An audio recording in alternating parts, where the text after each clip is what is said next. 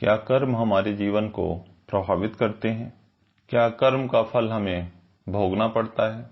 हम जो भी करते हैं, क्या उसका असर या प्रभाव हमारे जीवन पर पड़ता है? आइए एक कहानी के माध्यम से इस सवाल का जवाब जानने की कोशिश करते हैं। एक बार भगवान बुद्ध अपने 2 शिष्यों के साथ यात्रा पर निकले। सुबह से चलते चलते वे दोपहर तक थक गए। तब उन्होंने थोड़ा आराम करने के बारे में सोचा। पास में ही उन्हें एक पेड़ दिखा।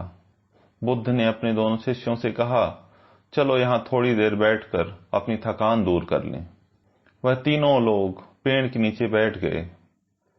तभी बुद्ध को कुछ दूर पर एक बगीचा दिखा, जिसमें बहुत सारे तरबूज उग रहे थे। गौतम बुद्ध ने अपने शिष्य आनंद से कहा, मुझे बहुत प्यास लगी है, उस घर पर जाओ, मालिक से एक तरबूज की मांग कर ले आओ, ताकि हम अपनी प्यास शांत कर सकें। आनंद आज्ञा अनुसार उस घर की तरफ चल पड़े। घर के करीब पहुंचने के बाद आनंद ने देखा एक युवती बगीचे में पानी दे रही है। आनंद ने बहुत ही आदर से युवती को नमस्कार किया और कहा, मेरे गुरु सुबह से पैदल चल रहे हैं, इस कारण वह बहुत प्यासे हैं।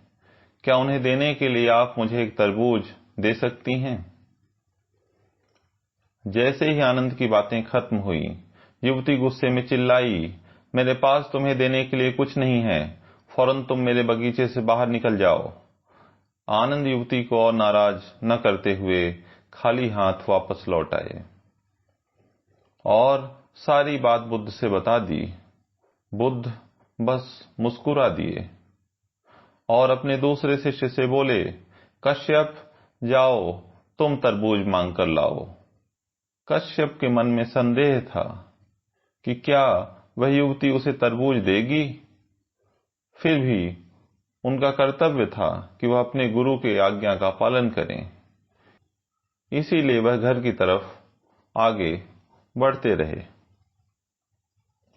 जब युवती की नजर इस सन्यासी पर पड़ी, तब युवती के चेहरे पर मुस्कान खिल गई। वह युवती भी नहीं समझ पाई कि उसके चेहरे पर मुस्कान क्यों है। वह युवती कश्यप के पास गई, उनके पैरों में झुककर प्रणाम किया और उनसे पूछा, आप कौन हैं? कश्यप ने अपना परिचय दिया, साथ ही उसके पास आने का कारण भी बताया। युवती उन्हें आदरपूर्वक बगीचे में ले गई।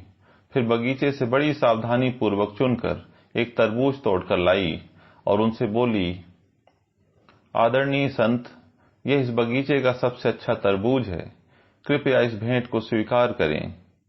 कश्यप भी युवती के इस व्यवहार से काफी हैरान थे। कश्यप आभार व्यक्त करते हुए वहां से लौटने लगे।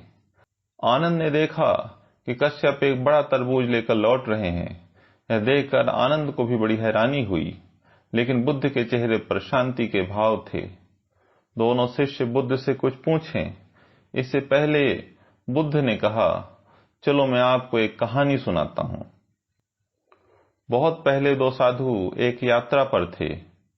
वह दोनों काफी अच्छे दोस्त भी थे। गर्म दिन और तेज धूप में वह सुबह से चल रहे थे, जिससे वह प्यास और थकान से भर गए थे। तभी अचानक उनकी नजर सड़क के किनारे मरी हुई बिल्ली पर गई। उस बिल्ली के शव से तेज बदबू आ रही थी।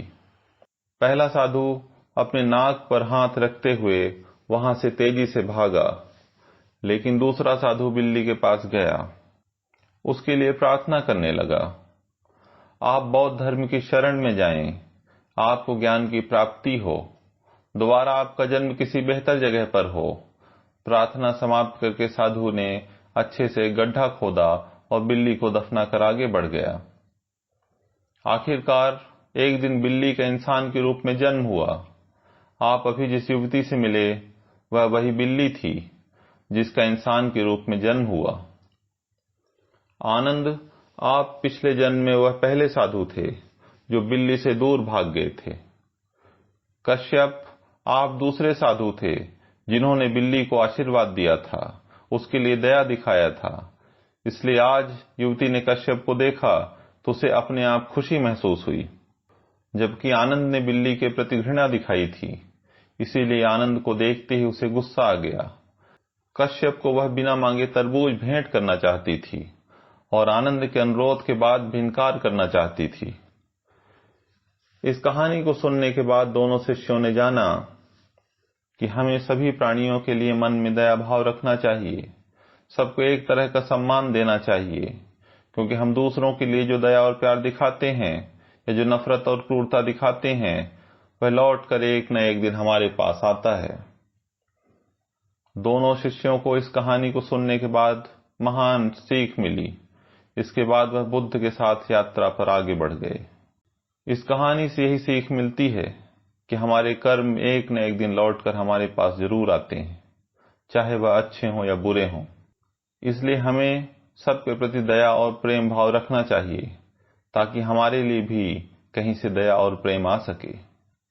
दोस्तों, आपने अपने निजी जीवन में भी देखा होगा कि जब आप प्रकृति में अपने अच्छे कर्म देते हैं, आप प्रेम देते हैं, सहानुभूति देते हैं, दया देते हैं, तो वो कई गुना बढ़कर आपके पास वापस आते हैं और आपको भी इस प्रकृति से किसी व्यक्ति के माध्यम से प्रेम मिलता है, करुणा मिलती है, दया मिलता है।